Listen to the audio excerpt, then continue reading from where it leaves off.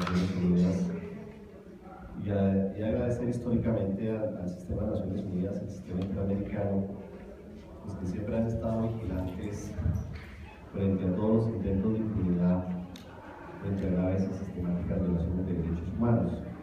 Igualmente a la Coordinación Colombia-Europa Estados Unidos, tiene un equipo que se ocupa del tema de ejecuciones extrajudiciales y que ha venido también por años haciendo una documentación muy seria, muy rigurosa de todos los casos sobre ejecuciones extrajudiciales conocidos mediáticamente como falsos positivos, y que esta documentación pues, ha podido garantizar que las víctimas exijan sus derechos y se movilicen para evitar que todos estos mecanismos de impunidad pues, pasen avante y terminen haciendo lo que quieren los victimarios, que finalmente es burlar la justicia, burlar los derechos de las víctimas. Y agradecer también a algunos familiares que están acá, a los familiares de Soacha, por la dignidad que han tenido históricamente para enfrentar a estos aparatos de represión, que sin duda, si no fuera por la valentía, la dignidad que tienen las víctimas en Colombia, pues muy difícil hubiese sido develar todos estos crímenes de Estado que se han venido cometiendo a lo largo y ancho del país. Y yo quisiera analizar un poquito por qué el Congreso actúa como actúa y por qué muchos de ustedes vieron el debate que se hizo el año pasado sobre ejecuciones extrajudiciales, y ustedes vieron cómo todas las bancadas en el Congreso de manera sistemática descalificaron el debate, descalificaron la forma como hizo el debate, incluyendo pues, el ministro de la Defensa, los miembros del Ejecutivo, etc. Y ninguno contestó de fondo el debate, ninguno contestó de fondo las cifras contundentes, todo lo que se presentó allí frente al tema de las ejecuciones extrajudiciales. Y yo creo que la explicación es muy sencilla. Estamos en un país que ha transitado pues, una guerra que no termina, donde ha habido una gran militarización de la sociedad y donde el estamento militar se ha convertido en algo que es intocable para mucha gente. Y ese estamento militar es intocable incluso por muchos sectores que se precian de ser democráticos en muchos temas en el Congreso, pero cuando se trata de los militares cierran todas filas para de alguna manera acolitar la impunidad. Y yo creo que la explicación más clara es que hay un principio allí por todas estas bancadas mayoritarias de que el estamento militar no se toca, de que con ellos no hay que meterse. Y tiene que ver también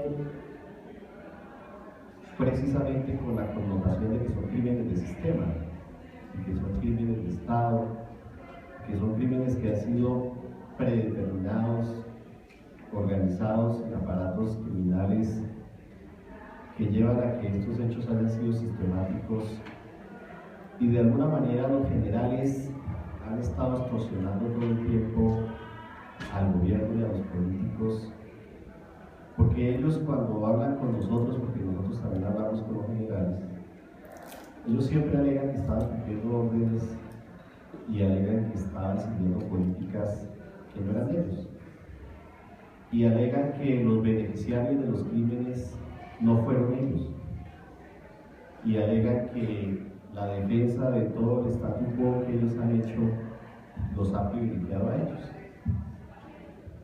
Y en esa medida, pues, todos estos sectores que han estado conniventes con la guerra social del país tienen una misma comunidad, porque ellos se han enriquecido a partir de todas estas políticas. Yo probaba, por ejemplo, en el debate un cruce que hicimos muy elemental de falsos positivos versus despojo de tierras. Y la coincidencia era total.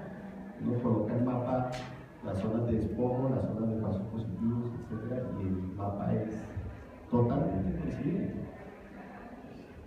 Entonces, indudablemente que todos estos políticos, toda esta clase política que se ha lucrado de esta guerra sucia, de la creación de los grupos paramilitares, etcétera, pues ellos se sienten en deuda con la fuerza pública.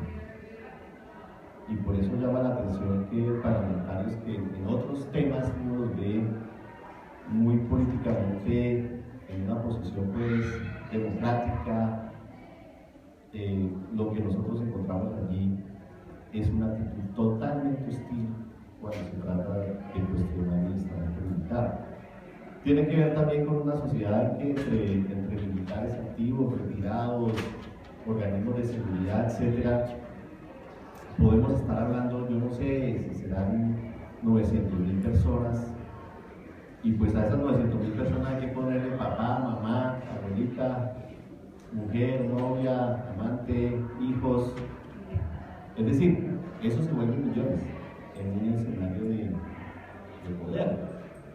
Yo en la comisión segunda pues tengo allá esposas de militares, tengo hijos de generales que son parlamentarios, ¿no? Tengo parlamentarios que son de la reserva, que cuando se va a tocar el tema militar se declaran impedidos, que son colombianos de la reserva, etc. Es decir, tienen toda una gran ascendencia en todos estos escenarios de poder político, de poder económico, porque obviamente han estado cuidando también esos capitales, unos bien habidos, otros muy mal habidos en sus escenarios de violencia. Y eso explica entonces por qué el Congreso se vuelve cómplice totalmente con estos proyectos y con todas estas iniciativas legislativas. Entonces no es simplemente que sean de derecha, o que sean de izquierda, o que sean, sino es como el pago que ellos quieren darle. Y bueno, por eso los generales también han estado tratando de obstruir el proceso de paz. Cuando uno habla con los generales retirados y también con generales activos, ellos consideran que ellos van a ser los perdedores del proceso de paz. Y cuando uno les va a preguntar, bueno, ¿por qué? Ellos concluyen que ellos van a terminar presos. Y que Timochenko va a terminar, no sé, en el Congreso, no sé dónde, y que ellos van a terminar en la cárcel. Y pone siempre ejemplo el caso del Palacio de Justicia, etc. Y ellos entonces se consideran víctimas, porque estos generales hacen ese discurso diciendo que ellos, insisto, cumplieron órdenes. Y obviamente eso nos pone en un escenario muy fuerte para tratar de confrontar estas iniciativas legislativas. Y por eso uno tiene que llamar a la movilización del movimiento de derechos humanos en el país, de muchos sectores sociales, de las víctimas, para ver si hacemos un contrapeso a ese escenario tan adverso que es el Congreso, donde las votaciones son aplastantes cuando se trata de aprobar normas para favorecer a los héroes de la patria, a los que han dado su vida por la seguridad de los colombianos, etcétera, etcétera, y todo el discurso que ellos manejan frente a los militares. Y obviamente pues los parlamentarios se apropian del discurso de la guerra jurídica, que los militares son víctimas de abogados vivos, de abogados que montan testigos, etcétera, etcétera.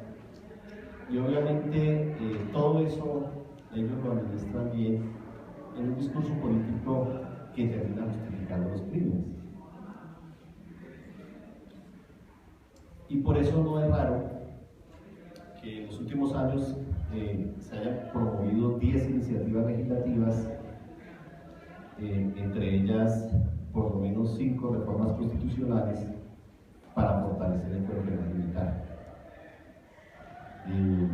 Gracias al movimiento de derechos humanos, pues se logró que la Corte Constitucional tumbara la última reforma constitucional sobre el fuero e igualmente declarara inexequible la ley estatutaria que reglamentaba el fuero.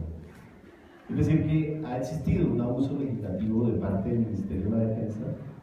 Ni siquiera el Consejo de Política Criminal, que tiene que ver con todos los proyectos de ley de reforma judicial, ha emitido conceptos o ha participado en estos debates.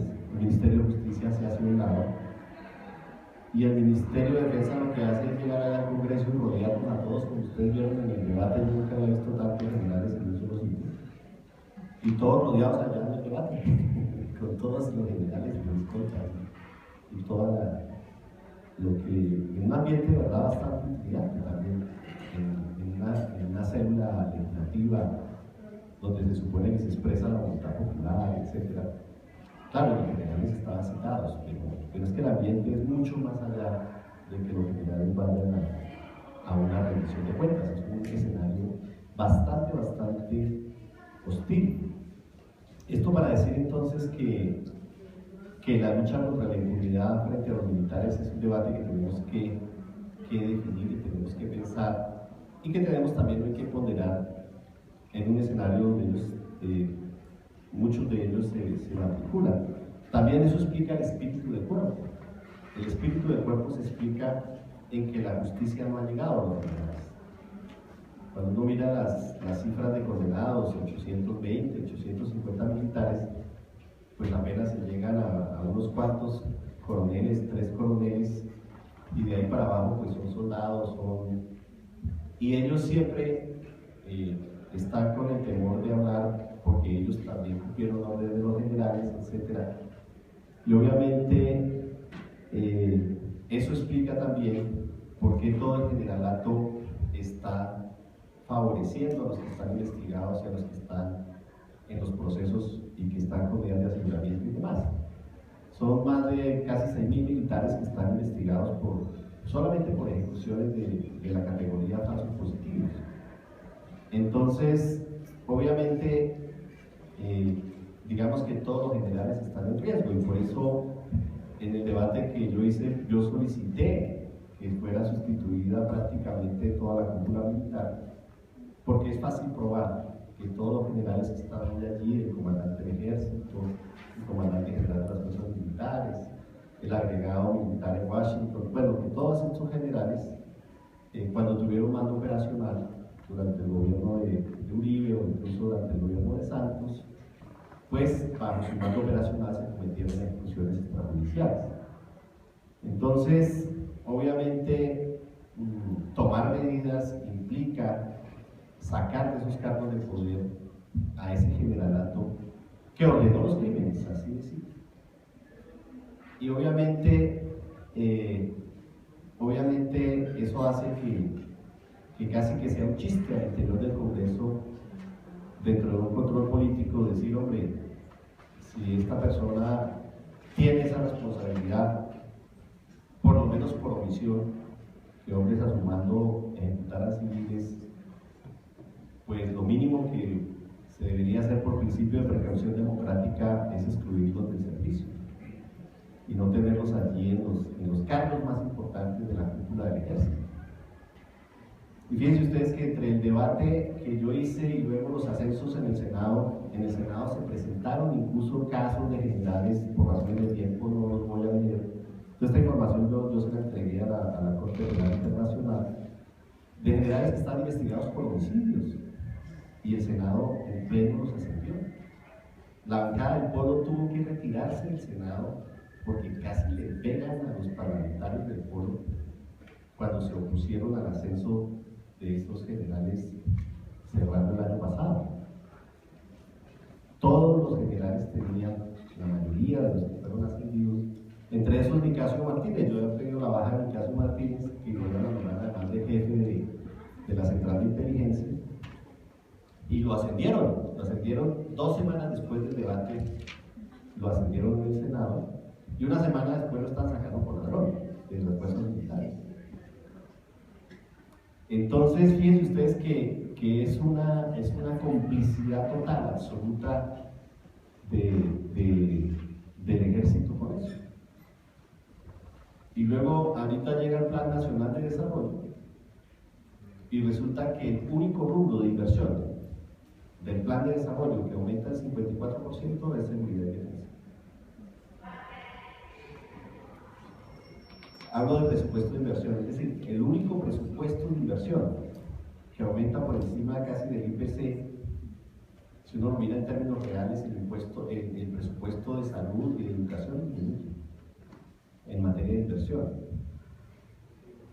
si uno le aplica la inflación al aumento que tiene. Es decir, que uno dice, bueno, ¿y entonces a qué jugamos? Se supone que estamos hablando de un plan para la paz, para la equidad, para la justicia social, y resulta resulta que el único rubro de inversión, insisto, que tiene incremento del 54% es seguridad y defensa. Y esa inversión de seguridad y defensa es 6.5 veces la de salud, 3.1 veces la de la educación, es como 110 veces la que se hace para el medio ambiente. Y ahí uno explica y dice, bueno, es el poder, es la militarización, insisto, en todo este tema. Y obvio, las cifras son contundentes en el número de investigaciones, en que las investigaciones avanzan solamente hasta cierto nivel, en que hay más de 3.000 militares con medidas de aseguramiento. Es decir, el Poder Judicial ha hecho algún esfuerzo en términos de condenas, en términos de investigaciones, pero sin ningún apoyo de ningún sector y sin avanzar hacia los generales. Pareciera que esas 22 investigaciones que hay sobre generales, el ministro mintió, el ministro dijo allí en la plenaria que los generales no estaban investigados por falsos positivos. Los generales sí están investigados por falsos positivos. Pero bueno, todo eso para decir entonces que tenemos que hacer un gran esfuerzo. Yo lo que estoy llamando es a señalar ese escenario tan adverso que tenemos para que tratemos de generar estrategias que nos permitan frenar estos proyectos. Yo creo que lo más seguro es que estos proyectos van a ser aprobados. De hecho, la reforma constitucional más avanzada, que ya fue aprobada en cuarto debate en diciembre, pues esta reforma no va a sufrir ninguna reversa durante esta legislatura. Y creo que el único mecanismo que nos va a quedar es la Corte Constitucional. La ley estatutaria que se cayó, hoy la metieron como ley ordinaria. Y eso tiene una connotación, y es que no tiene el control automático de constitucionalidad. Entonces, a sabiendas de que es un tema que se debe regular con una ley estatutaria, la vota por vía de una ley ordinaria, y es el mismo texto, es la misma que ya se había declarado inexequible. Y bueno, están los dos proyectos del Centro Democrático. Bueno, creo que Alberto se va a referir más a los contenidos de los proyectos. No sé si me equivoco con lo que estaba mirando ahí en el computador, se me acabó el tiempo. Pero lo que quiero decir es que hay todo un espíritu, indudablemente, de la fuerza pública en connivencia con el presidente, en connivencia con las bancadas mayoritarias del Congreso, de sacar avante esta reforma. Otro hecho que es lamentable es la actitud de la Procuraduría. Es decir, que la Procuraduría me haya reportado a través de los derechos de petición 5.629 militares implicados en homicidios y que me diga que el 48% de los casos están terminados y que cuando uno mire los casos terminados, pues encuentre que los casos terminados son archivos, ¿no? Aunque hay que reconocer pues, que hay 292 acciones disciplinarias por esos casos, donde solamente hay 9 oficiales. Pero es eso, es decir, no hay ningún interés real de avanzar en ese tema. Y esto pues, nos muestra también, ya poniéndolo en el contexto de las negociaciones de paz, en lo que ha dicho Gaviria, pues todos los debates que tenemos pendientes, también de mirar qué vamos a hacer para que los militares no se atraviesen al proceso de negociación. Yo les sigo insistiendo a los militares que el cuerpo militar no es la vía. Ellos cuando me han manifestado que se van a ir a la cárcel, los generales, que no sé, yo les digo sí, se van a ir a la cárcel.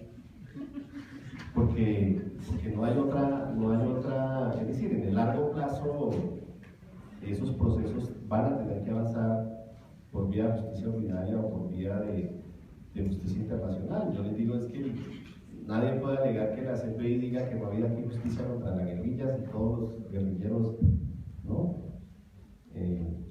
Todos los negociadores y todos los miembros del secretariado tienen una cantidad de condenas. Y el Estado ha matado a todos los comandantes que ha podido, los ha encarcelado y de todo. Es decir, ¿cómo va a decir uno que aquí no ha habido voluntad de la justicia o del Poder Judicial o del gobierno de perseguir los crímenes de la guerrilla. Si tienen condenas que suman cientos de años los comandantes. Les digo, la Corte Penal ahí no tendría mucho que hacer frente a la guerrilla porque efectivamente el Estado ha sido efectivo para combatir los crímenes de la existencia. Incluso a veces ha extralimitado, porque si uno mira a los presos, las FARC nos dice que tienen 1.800 presos, y si uno mira las organizaciones que trabajan con presos detenidos arbitrariamente son 9.000, o sea que no solamente han metido 1.800 guerrilleros, sino 7.200 civiles que los han metido como auxiliadores o como apoyo de la guerrilla. O sea que el Estado no solamente ha perseguido a la guerrilla, sino que se ha extralimitado y ha llegado hasta la población civil. Entonces, no puede uno decir que lo mismo pasa frente a la criminalidad estatal.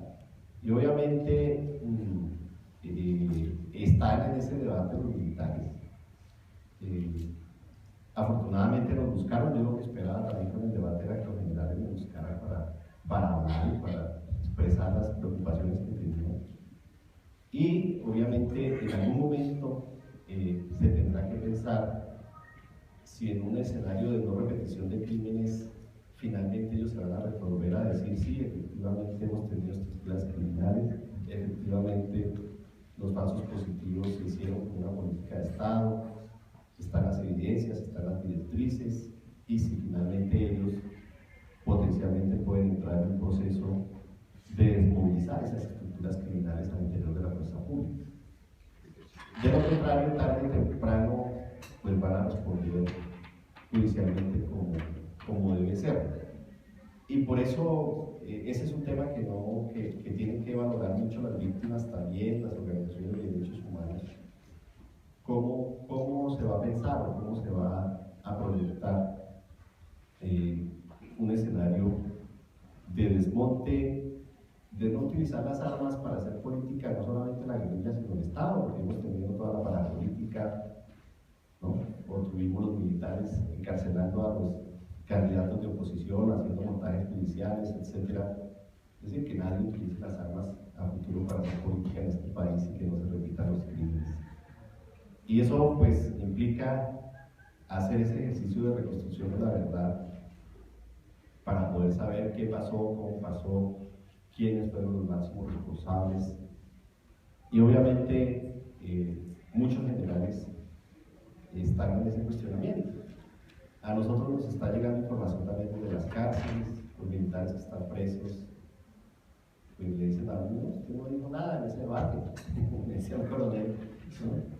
Preso, usted se quedó pero corto, o sea, eso que usted dijo allá, ellos están escribiendo eso también, ya en algunas cárceles. Entonces, yo me imagino que el generalato está muy preocupado, porque eso de la vida no es gratuito, porque ustedes vieron lo que pasó con la inteligencia cuando se supo lo de Robinson, cuando salió el comandante de las fuerzas militares por estar promoviendo utilizar recursos de corrupción de la contratación del ejército para pagarle a los presos para que no hablaran, para hacer un cartel contra los jueces y fiscales que investigaron los falsos positivos.